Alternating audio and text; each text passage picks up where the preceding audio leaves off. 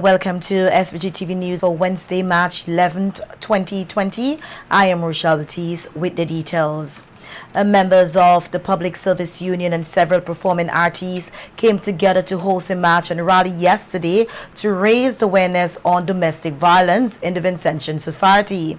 The event, which also forms part of activities to commemorate International Women's Day, observed on Sunday, March 8, 2020, was held in the wake of a second woman killed here for the year by an alleged abusive partner.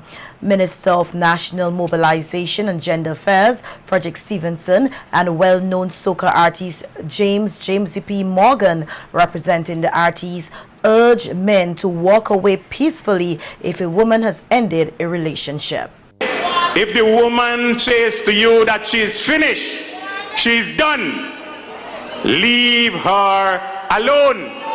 And for the men who are here, I want you to take me very seriously. Leave the women of St. Vincent and the Grenadines. If you can't see eye to eye, walk away from the relationship. If things are not working out in a relationship, please walk away. Walk away. That's the best thing to do. Morgan called on government to enforce and put in place stringent laws to address domestic violence. Yeah, every week they're marching. They always, saying this, saying that. But at the end of the day, if we're going to continue a good fight, we have to continue a good fight. Somebody say, yeah.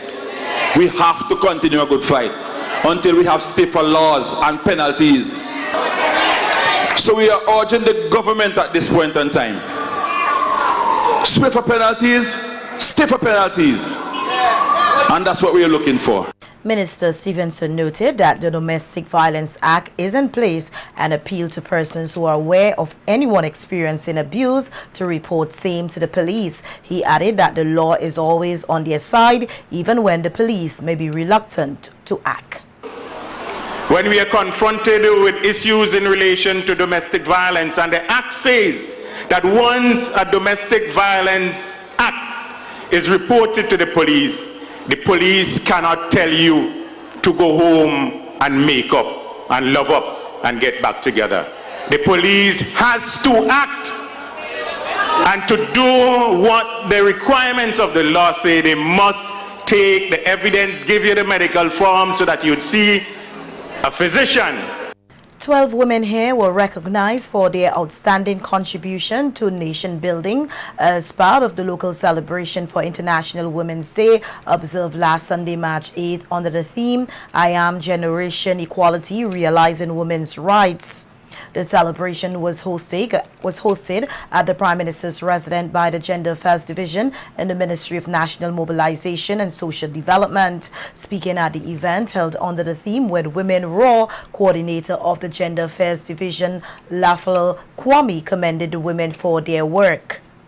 Miss Jeannie Oliver and Miss Miriam Roach in the field of women and development, Mrs. Laura Anthony Brown, Mrs. Cheryl James, and Miss Letitia Sandy for their public service to the government and people of St. Vincent and the Grenadines.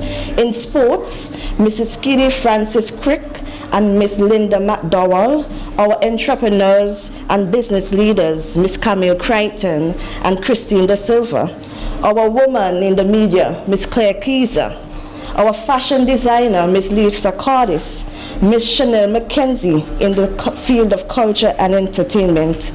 We are cognizant that the list of outstanding women in St. Vincent and the Grenadines is non-exhaustive, and we within the Gender Affairs Division shall endeavor to continue recognizing women each year, those unsung heroes, those rural women, and even those within the cottage industry. As the sub-theme says, when women roar, I implore us all to recognize that we have the eyes of a tiger. Featured speaker Wendy Lewis, who is the director of the Caribbean Women Honor Empowerment Trinidad and Tobago chapter, implored women not to stay in domestic violence relationships because they are trying to protect a husband or boyfriend who is in high society. She said females must be bold enough to walk away. That could be real? Yeah. Yeah, some of us need some new friends. The friends who will empower you and not discourage you. The friends who will tell you the truth even if it hurts. Not kill, well, you know, it's for better or for worse, you know. You ain't Rex? You know better or for worse. That's not what it means. We need to stop, you know, misinterpreting the word. God probably looking and saying, but these people are crazy. Better or for worse does not mean that. Let me save some folks. It does not mean you take next morning, noon and night, because I got married, and you know, marriage is supposed to last, the marriage is honorable, the bed on the fight. They like to pull the scriptures, you know. When they have some other scriptures, I know God captured a table. He captured the whole table in the temple, and even Jesus get vexed. So we need to stop accepting mediocrity and stop allowing our sisters to go through stuff because of society's sake. Minister of National Mobilization and Gender Affairs, Frederick Stevenson, encouraged women who have been uplifted to go out and help uplift others in the society to put a stop to domestic violence. Those of us who have been uplifted, we must lift up a sister or a brother. Those of you who are here tonight at this very important function, you have to go back out into the byways and the highways and see how best you can help to uplift one of our brothers and sisters who are less fortunate than ourselves. It is important for us to do so as a people as we seek to decrease the incidences of domestic violence in our societies. It's when persons are empowered, when women are empowered, that they can move out of domestic relationships and be independent. And I want to once again thank the Gender Affairs Department in the Ministry of National Mobilization for putting on this very important activity. In other news, councillors at the Marian House have expressed concern with the way in which two youngsters brought before the court on Monday for stealing are being ridiculed by the public, more so on social media. The two youngsters were bonded for 1 year for stealing a drill from a hardware store in Kingstown. Head of Marian House, Jeannie Oliver, said the crime was committed in 2018, after which the two youngsters, both 20 years old, came to Marian House for help on their own and have started the process of turning their life around. Oliver said now that their case have been made public as it was an open court matter, the two have been negatively affected by the public's impression of them, and this does not go well for their rehabilitation process. So humiliating, so degrading today to see on Facebook and to read on Facebook the two children who are involved. Now they steal, you're ostracizing them. The court has given permission for the two youths not to go behind bars. And what they would have heard, not only from me, but from the counselor at Marian House, who deal with the two youths. They would have heard the situations. And I want to say, let he who is without sin cast the first stone. These are children whose parents live below the poverty line. Children who are vulnerable, marginalized, at risk, unemployed, and nobody looking out for them. Councillors at the Marian House expressed disgust with how the youngsters, whom they say have been trying to put the incident behind them, are being labeled on social media, noting that the attack can be considered cyberbullying. They say they have noted with interest the developments and will be seeking legal advice. Referring to our youth as who is a female as a man and other derogatory things. They also are talking about different things that are medically that should not have been shared with the public. We have seen an uprise in young persons taking their lives. Now when you go online and you read these comments that people are saying about you, you don't know a person's mental state. We have people who want to say things that are not true. So going forward, anybody who touches any youth or say anything about any youth at Marian House, we will sue you. all libelous comments will be dealt with. Public didn't know what was happening. If the media didn't go and put this out, the public wouldn't have to give these nasty comments, and these comments now would affect the two youths and even their friends in the youth group, because when the other youths read this, they would be so disappointed and they wouldn't want to open up to Marian House. They wouldn't want to trust anyone. Oh my God, we'll just have a total breakdown. I'm proud to say that I'm a product of Marian House, and it is Marian House that would have given me my second chance.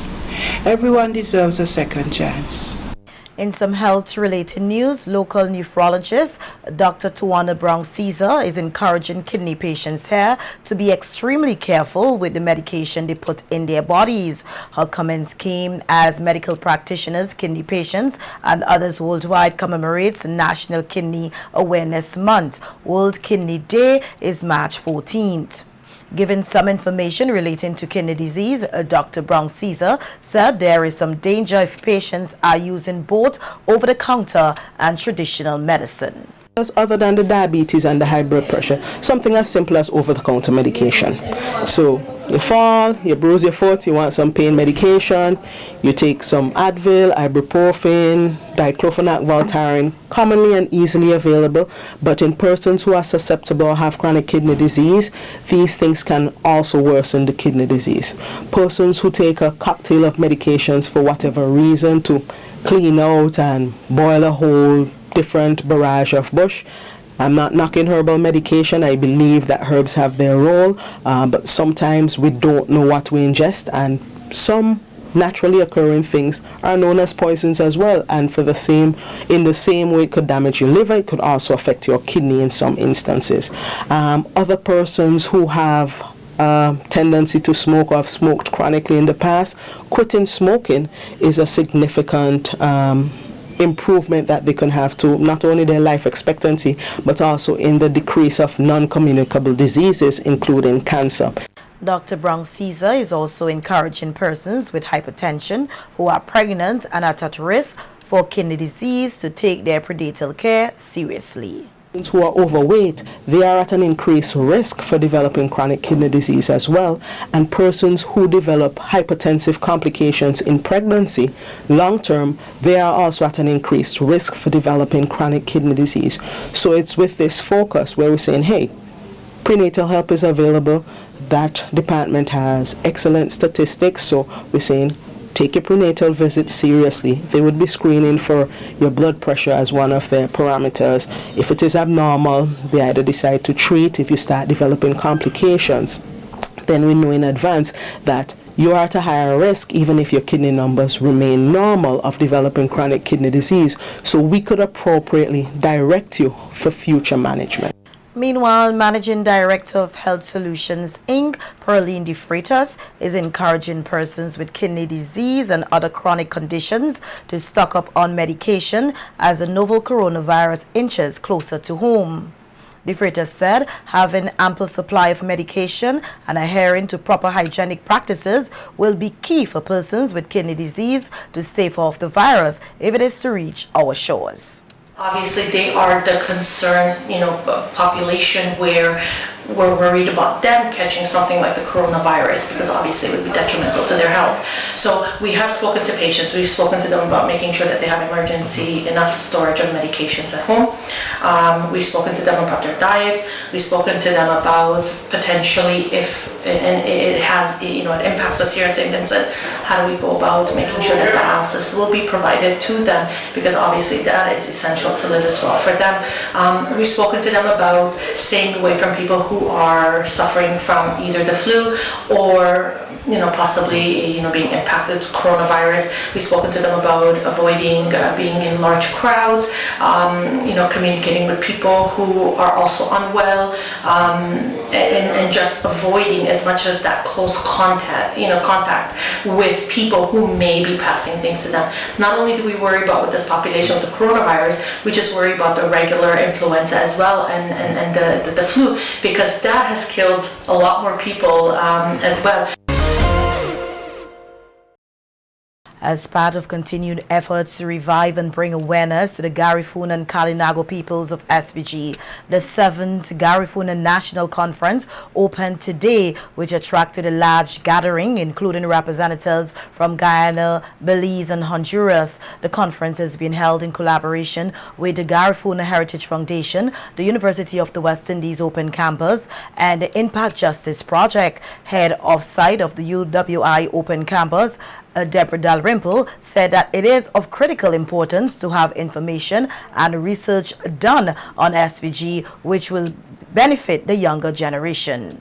These conferences are designed to enhance our awareness of our rich Garifuna heritage and to inculcate in our people a sense of pride and ownership rather than shame here in Uremine itself. Within this context, it is hoped that the conference will encourage the continuing conversation regarding all aspects of the Garifuna heritage and culture, and particularly to engender discourse on reviving the same through both informal and formal education channels. President of the Garifuna Heritage Foundation, David Daki Williams, says there is a lot of work to be done to erase the negative portrayal of the Garifunas, and Vincentians need to be more proud of their heritage and culture. Is there something that we could do to assist with the plight faced by descendants of our own indigenous people? I am proposing that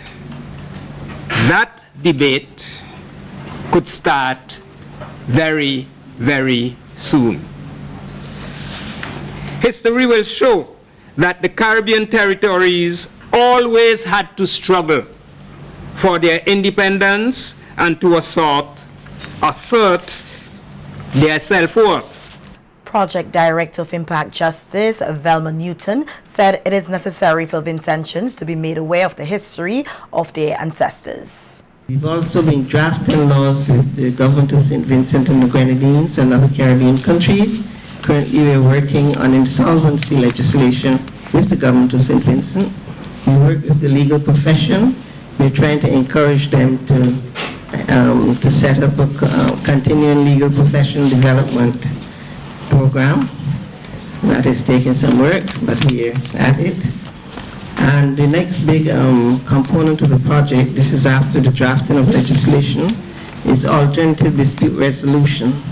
Minister of Education Sinclair Jimmy Prince said while he is pleased with the progress in schools to teach students about their ancestors, the process must continue. As a significant one to tell, and that they will tell it with the intensity necessary to make an impression on our young minds. I wish there were more teachers and students here today, because any strategy that omits the educational institutions cannot be very effective. We have to start young. I certainly will continue to encourage the curriculum department of the Ministry of Education to ensure that the teaching of history, our history, becomes mainstream in the education of our students. The conference is being held under the theme Indigenous Caribbean, Rethinking a Strategic Direction for Reviving Garifuna Heritage and Culture Through Education. It comes to an end on Friday, March 13th. Some of the areas to be discussed over the next few days are climate change and heritage tourism.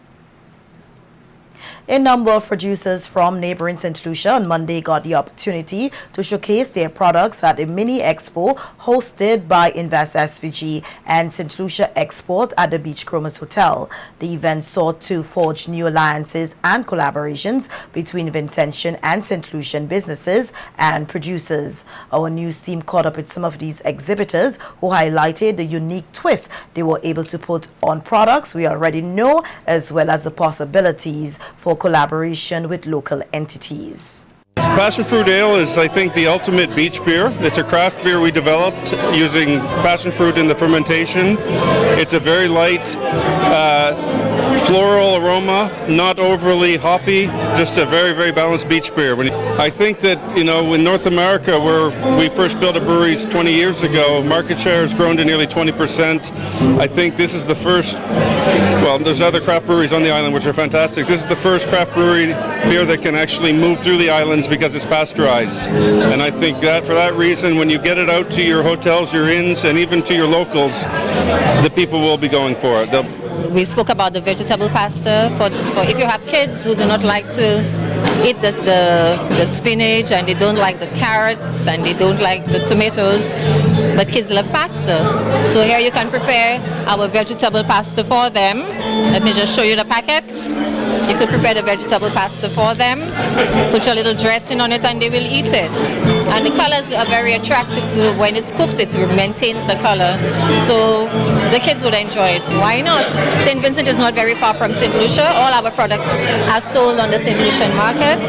And I think that St. Vincent's household, the moms, the dads, the kids would be delighted with our products. Rum punch in Galohe, but I think mine is different, and you do not have a coconut punch here, and I have not seen a coffee lick here. So this is why I looked at your market, chose these products out of my range and came along with them. I think they will do very well in your market, because I have given out samples and everybody like what they taste. So I think it would do very well. As you would know, breadfruit is seasonal. There are times that dashing the price would be high. There are times that I don't even get cassava, which is sweet cassava. I don't get it. So maybe we can liaise. If there's a farmer here who is willing to sell his products and want to ship to St. Lucia, maybe we could exchange that venture. Director of the SVG Community College, Nigel Scott, has expressed satisfaction with the effort of the college debating team, which won the 2020 Windward Islands debating competition this past weekend in Roseau, Dominica.